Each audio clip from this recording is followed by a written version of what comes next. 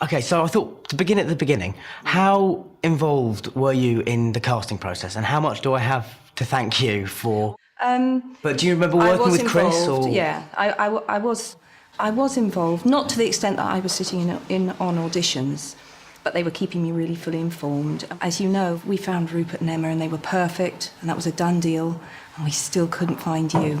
Will you say how you were found? Well, it was just, it was amazing, really. It was a bizarre kind of moment. Originally, what had happened was that David Heyman, the producer, knew my dad, because my dad had been a literary agent, and my dad had worked with David's mum. And so David sort of asked my dad if I would audition, and the original deal that we'd heard was going to be to do 6 films, and it was going to be done in America, and it was all sort of, you know... It was going to be done in America? No one ever told me that. Well, obviously, maybe that's why it changed, because you probably put your foot down at some point, or they just went, Joe won't agree to that. They know me quite well. Which was good, to be honest. That would not been good. But I'm not somebody who particularly believes in fate and destiny and all those things, but my parents do. And so the final straw was the fact that I went to the theatre to see a production of Stones in His Pockets, and David Heyman and Steve Clovis, who adapted all but one of the books, happened to be sitting in the row in front. You believe it? And I was sat there for the whole time thinking, why is that man keep staring looking at me? around This is very creepy. It was very creepy. I need to phone someone. It was very odd. And I remember at the interval, my mum and my dad both looking kind of quite intense about something. But you know, when as a kid you're aware that you're being purposely kept out of the loop, you know, for your own good kind of thing. And I remember we went up the stairs and out of the theatre, and then sort of hid behind a pillar.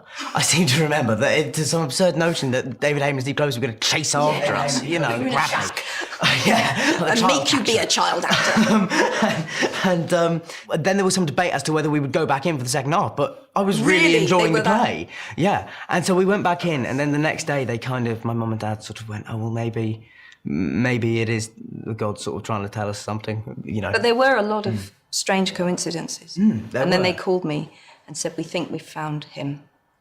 And then the first time I ever saw you was on screen in my sitting room at home. Because they sent me a video of you. And the curious thing is, and I'm like, I don't believe in fate and destiny. Which is interesting, because it comes up so much. Yeah, absolutely. I think you make your own. Yeah.